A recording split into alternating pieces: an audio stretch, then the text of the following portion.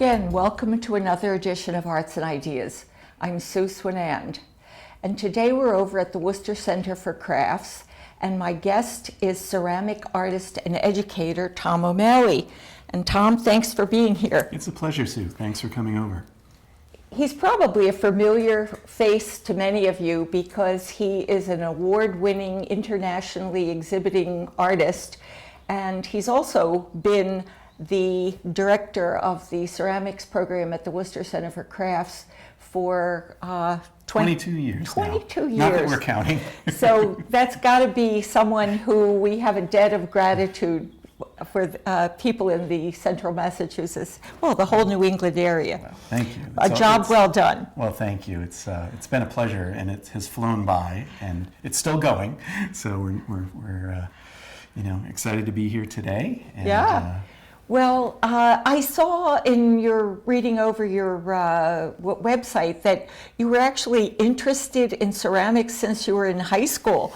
Yeah, it's been quite a few years now. I was the youngest child of an artistic family. I had two older brothers, one who was a painter and one who was a sculptor. And in high school, I thought I was going to be an ecologist or a forest ranger, but I ended up going off to art school, even though my dad warned me at one point, don't be another artist. But without, we all got that, I'm afraid. Without their support, I wouldn't be here today. So it's all So worked what out. was it about ceramics that made you fall in love with the medium? Oh, that's a wonderful question. I mean, there are many things, but I think first off, it was just the responsiveness of clay.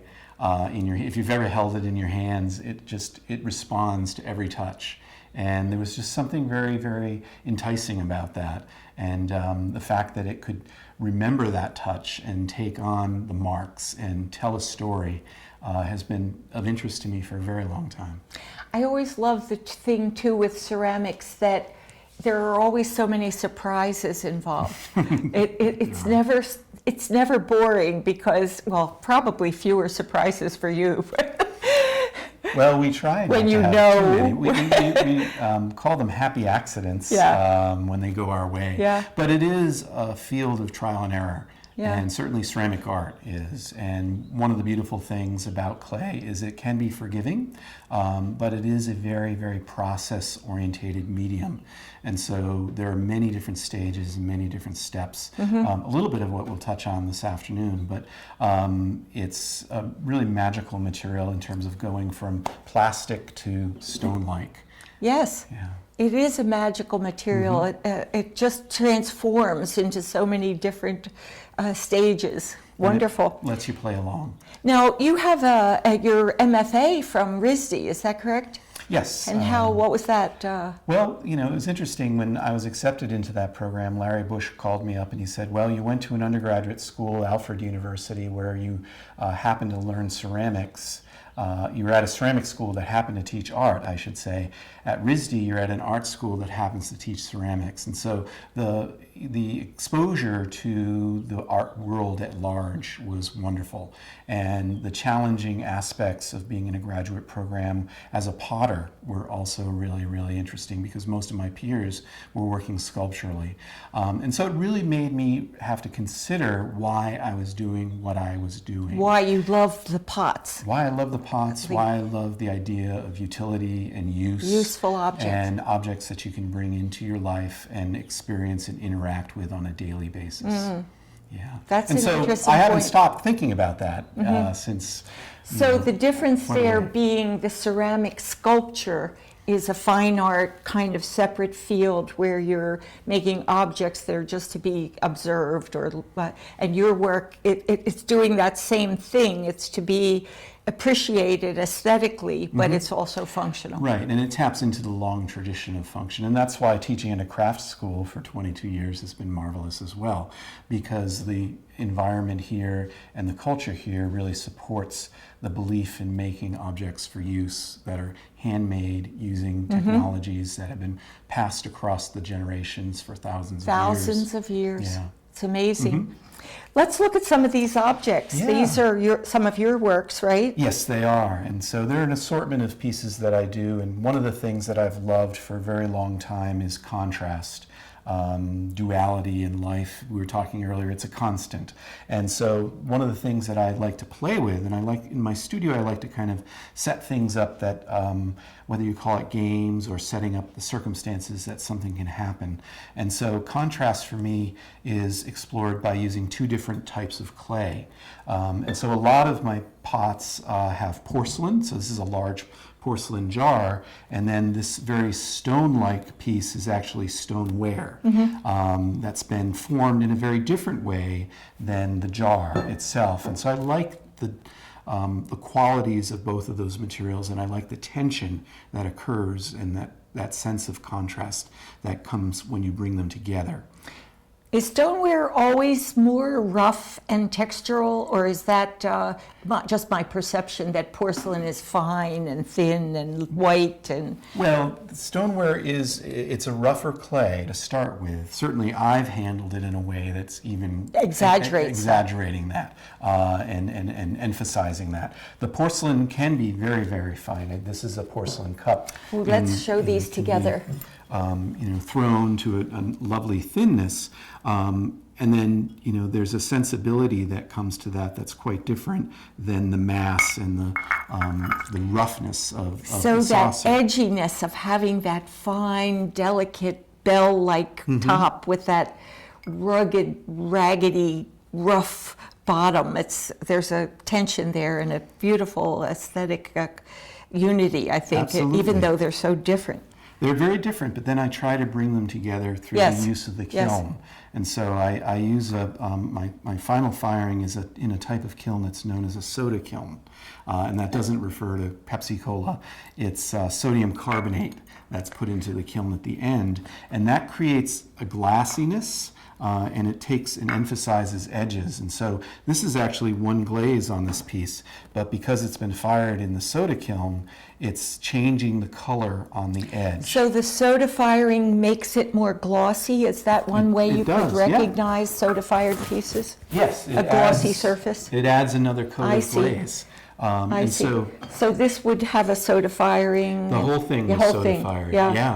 Yeah. So I try to, so I'm kind of playing that game of creating a high contrast, but then I try to impart a little bit of unity by adding and utilizing a kiln and a firing technique that pulls things back together.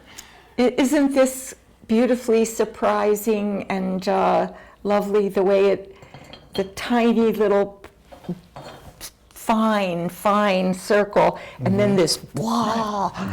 So again, taking that tool of contrast and using it to explore the piece, and it is really about that. That's a whole philosophical thing too, like the yin and yang and the male, female. And our whole reality is the synthesis of opposites. That the universe is. Well, and trying to find that balance. Yeah. And making pots is a lot about that, because on the wheel, you have to throw this, and then we take it and we change it. And so, there is So this would have had to be thrown on the wheel as well? I do. I choose to. Just to get the basic underlying round form. Yeah. And it must be quite thick, I would imagine. It's very thick. Yeah. But then we push it around and we break that circle. And then what I love with these jars is just coming back to it, just as you said. And so a lot of my pieces are about that little bit of dialogue that, maybe you see it and maybe you don't. I think through time and experience, you'll begin to pick up on it. It's subtlety. Yeah, this is a beautiful glaze. Now, what would that be? This is a traditional Celadon Glaze, Yes. which is very well known for picking up on just fine detail of carving. And so this is porcelain that has been carved using a technique of applying a shellac very loosely, almost splashing it on with a paintbrush, and then washing away layers of the porcelain. No kidding. Yeah. Here I thought you probably carved all those little details out with a little tool, but you just... Nope. I love the fact that in ceramics, so many times the beautiful glazes and shapes and patterns and all come from the active process of dipping or flinging or dripping, or it's one of the most process intensive mediums that there is. And this little nesting piece is, oh my God, that's heavy. It's almost like metal. It looks like metal, doesn't it? And I was thinking too that a lot of these look like the surfaces of the scholar's stones. They do, and they're very influenced by that. And the concept of a Chinese scholar's stone being a contemplative object that represents the world on many scales, both the physical, the ethereal, and the spiritual. And so that's something that I try to impart. It's something I look to. I don't feel like I do it justice, but it's one of my inspirations. Well, the idea that the ceramic objects could represent craggy mountains or some place that was beyond the human realm. Absolutely. Is very appealing to me. And one of the roles of pots is to bring that into your home. Yeah. So to take that external world and bring it inside. And so yet another metaphor, another contrast. So the scholar stone was used as something for contemplation. And in a way, all the fine crafts that we see are objects that we use, like the arts and crafts movement, would have people enjoying finely made, beautifully designed objects and having that aesthetic experience around them and taking every the day. time to have that to notice aesthetic. it and to raise your awareness. Yes. And And that's the beautiful thing of pots, is if you use it daily, you're going to spend a lot of time with it. So Sue, I wanted to show you a little bit about how some of these pieces are formed. And what I'm working with here right now is a big piece of stoneware clay. And so it's dark. It's got a lot of iron in it, unlike the porcelain, which is that bright white. And so this is the heavier clay, and this is the clay that I push around, and I work it in a way that's a bit more aggressive and not as finessed. And so what I'm doing right now is just called centering, and we have to do this with any pot that we make. We've got to get it into the center of the wheel. And this is an ancient process of throwing. and a very tricky process. It is. We've been moving clay for a magical process. thousands of years this way. Centering. Yeah. What was that art book again? Oh, M.C. Richards. M.C. Centering Richards, in art A and Philosophical Wonder. poetry. Yeah, pottery and poetry. And, you know, it's interesting how the ceramic vessel has become such a metaphor for the human body and the human spirit. So this clay is a little firm. And it's the clay of the earth. Well, You know, it comes is. right out of the ground. And it has been for thousands of years. And as you were saying, it's how archaeologists study ancient cultures and what they did and how they lived. Yeah, it's a little intimidating when you make pots. You know, I was saying earlier, you can, when you're working with clay, it's very forgiving and it doesn't make mistakes. You can make mistakes and you can correct them. But boy, once you start to fire the clay, it's around for a long, Like you long could pull time. that right up again, couldn't you? Yeah. Meaning he could just press the sides and bring it back into a cone. Right. So I'm making what I call, they end up being kind of like baskets or fruit bowls. Did I just hear a little bubble? Yep. A Occasionally bubble there's a is little air. not to like a bubble, because that will break your pot in the kiln, right? It can. You just have to be careful. I think a lot of times when we're learning about throwing, we're told bubbles will make pots explode, but it's really water that makes them explode really? from steam. I see. And as long as you're careful as to how you do your first firing. And as we said earlier, there's a lot of process in ceramics. And so we put a lot of time into things, not just the forming, which is actually fairly quick, but pots have to be fired twice in our kilns, and that takes time as well. So this is called pulling. So I'm squeezing the clay and actually lifting it up into the air off of the wheel head. And there's not a lot of throwing to these pieces because I'm kind of just setting up the material as a blank that I'm then going to be sculpting and changing, and I'm going to show you that in just a second. So even when you have in your regular asymmetrical form, you throw it on the wheel and then reshape it?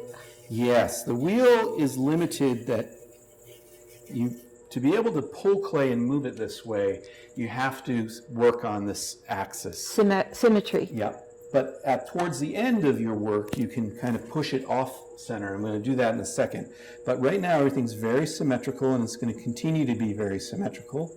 And I'm just going to stretch this clay out using this tool that's called a rib, because it used to be made of bone. This is actually some wonderful kind of I didn't realize that was why it was called a rib. That's why it has a bright color. But they used to be bones, and I've known potters to use seashells for this as well. I'll bet they did in the years ago. Oh, yeah. The other thing that is wonderful about the whole concept is like understanding how things work. The idea that that rib is like, it's like a snowplow that pushes the clay in one direction. Mm-hmm. You know, just like the truck coming down the street, the blade is at an angle and all the snow goes to the right. That's the plan. Yeah, I learned that from Lee Rexroad, and I apply that to every brush stroke. When you angle the brush stroke, the paint goes to one side. Exactly. And so similar to paint and to a lot of other artistic materials, clay is very responsive, and so your tools play a big role in that, as well as these are your major tools, your most important ones, your hands. And so there's just something about touching the clay I can never stop. So I like to make things round, and then I like to change that. And so for a piece like this, I'm really wanting to work with the oval. Look at how so that stretches. That clay. Oh, wow. Look at how plastic that is. It just stretches and reforms. It's just, you have to know the right wetness. Yeah, timing. It's kind of the secret to working with clay is knowing when it's the right time to do each stage. And so this is a great time for me to take the clay and make it asymmetrical and break down that circle, the wheel in parts, and that I had to use because now we have something that's much more organic. And that's kind of where I leave it for about a day. This needs to dry and firm up a bit. Well, the idea of when you were stretching the clay with the sponge, if that were the slightest bit too dry, it would crack, right? Yes. And if it's the slightest bit too wet, it's going to sag and not hold its shape that you gave it. Right. So it's very, very wonderful to know just the right. So it's a little too soft to do what I want to do to it next, but I brought another piece. Okay. And we'll move on to starting the carving. Okay. As I said, Sue, that piece that was so flexible and could move around, we're going to let it dry for about a day, and now things don't move anymore. And so a little bit more of that contrast that I personally enjoy. But the other thing that I do at this stage is I begin to introduce tools that maybe show up more often in other workshops. And so these are wood chisels. A rasp shows up in a lot of places, an old whisk broom, a knife from the pantry. And I want to work with the clay differently because I want to impart a different spirit to it at this stage. And it's at this stage that I kind of begin to bring out the rockiness of it. And so I'll take the chisel and I'll just start carving right into the clay. And the clay that I've used here has a lot of grit in it, what we call grog. And that's going to emphasize that now you sense. add that, or is that natural to the clay? I add it in. I make this clay special and just it's a for darker this color too. Yeah, this has a lot of iron in it because I want that darkness, again, that contrast with the porcelain. And so now I'm like a stone carver, trying to form and find the shape.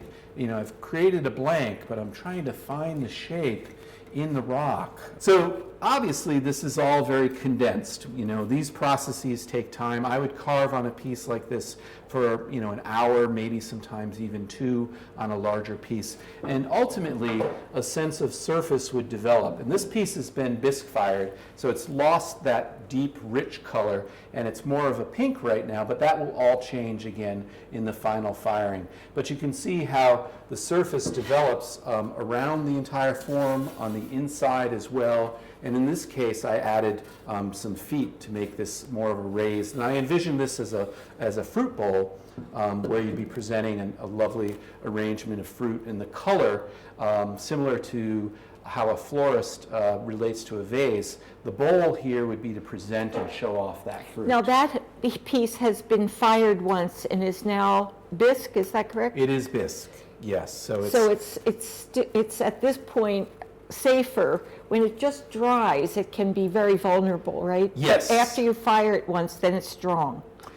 It's stronger. Stronger. It's still a bit vulnerable, not quite pinging loud, and it will become stronger even as we take it to the glaze fire. So are any of these pieces dipped, or just how do you put the glaze on? It depends. Sometimes I build up layers with the oxides, or sometimes I'll take a piece like this and dip it in one of our glazes that I know responds to high iron clay, like what we call a Shino glaze, a Japanese style glaze.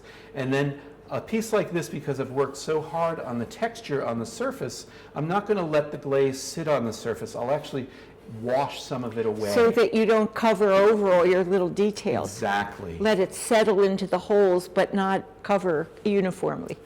And very much the way rock can be seen as it is in the earth. As you are digging in the ground or walking by a vein of rock that's been uncovered, there's always a sense of color coming out from within the stone itself. So I don't want my color to sit on the surface. To be a matte surface that covers like paint. Right. Exactly. You want to see into it. Wow, that is heavy. Now, this one really reminds me of the landscape with the mountain chains. And well, that's totally the intention here, is to create a little bit of a silhouette. This is actually going to be a bud vase, and so the openings here are for flowers.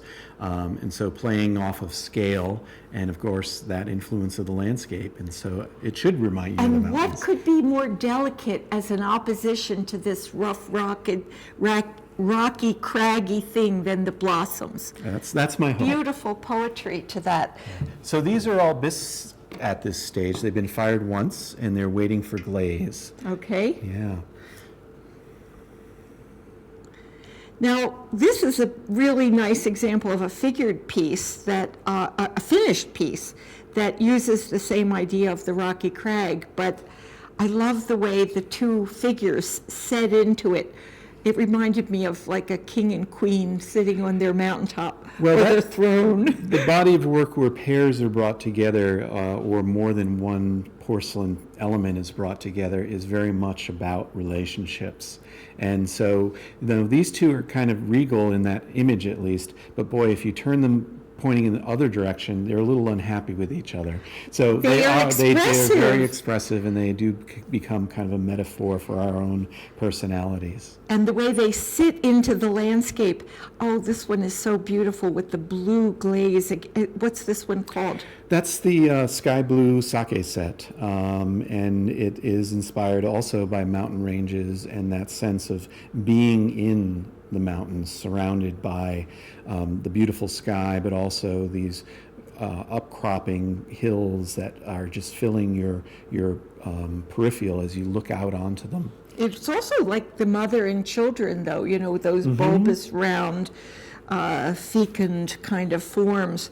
Oh, this one, look at the metal of this one. Is that a different piece from the king and queen one? That's another your set, and they are a similar glaze, but they're a bit taller and maybe a bit more upright More in terms elevated. of that elevation. Yes. Yeah, and they are kind of in their thrones and very, very protected by their holder in that case, which is obviously the other power of the reference to rock and stone, is that sense of protection, that sense of place that's safe and sound. And of course, the idea that the rock is so impervious and can't break and is eternal, and they're the opposite. They're delicate and they're they're mortal. Yeah, more opposites. Yeah. And then here, I love this is one of my all-time favorites, though. And I realize this is an oval pot. Yeah, similar to what I showed you on the wheel, where once the wheel stops, the clay is still very responsive, it's still very soft, and you can carefully take it off round, in this case, into a symmetrical oval. And of course, prior to that, I was pushing out of the form from the inside and creating that sense of fleshiness and fullness that the piece has. It has such a lilting, waving, kind of undulating, almost like water of the sea or something, because it's asymmetrical, it's organic, it's alive, Well, that sense of life is important. Oh, it's beautiful. It's certainly The something way I try the to one impart. side is a little wider and a little thinner, so it's not something you expect from a wheel piece. And then some of these other pots are also not what I would expect from a wheel piece. Well, I think, as I said a little bit earlier, sometimes we set up these puzzles or these problems that we try to solve. And so a piece such as this teapot that's been highly altered was about making something not look round and doing everything I could to change that. So most of your pieces start on the wheel then? Yeah, it's interesting. It's kind of where my roots are. It's where I learned. I came to clay first, was on the wheel, and I still find it a very powerful tool and a tool that directs me in my making. Do you do any hand-built kind of slab type things? Sure. Yeah. A lot of my holders, the more rectilinear boxes are often Oh, yeah. completely slab built or actually built from solid forms and then cut away, as are a lot of the tray elements. They're often solid pieces of clay that I've moved around really by taking a 2x4 and pushing that clay around, whacking at it again, very contrast to how the porcelain is handled very gently on the wheel. Before we run out of time, I want to be sure to mention that you have the 2016 Pottery Invitational is going to be taking place here. On May 13th, 14th, and 15th. A full weekend of activities. It's a wonderful event. That's actually what a lot of this work is for. A lot of times my studio practice is motivated by deadlines, and this is one of them. And so it's not just me, it's 19 other potters coming And together for the nationally weekend. known potters. They're wonderful people, and so it's a wide range of work. It's a wonderful event because you can come in and meet the potters, not only see about anywhere between 80 and 100 of their pieces, but you can meet the individual, talk to them about 80 their or work. 100 of each person? Yes, yeah, Wow. it's a real tour de Wow. force.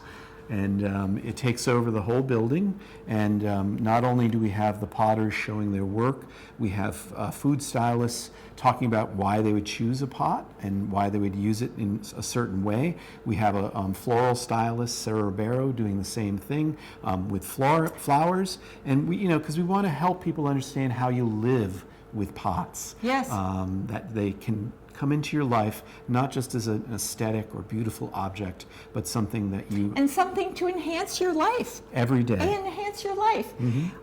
So be sure to come down May 13th, 14th, and 15th. And the other thing is, come over to the Craft Center and meet Tom. Take a class. It's a wonderful experience. So I think we're out of time, Tom. Well, but it's been wonderful, Sue. Thank you very, very much. thank you so much. I really appreciate it. So thanks for joining us, and we hope to see you again next time for another edition of Arts and Ideas.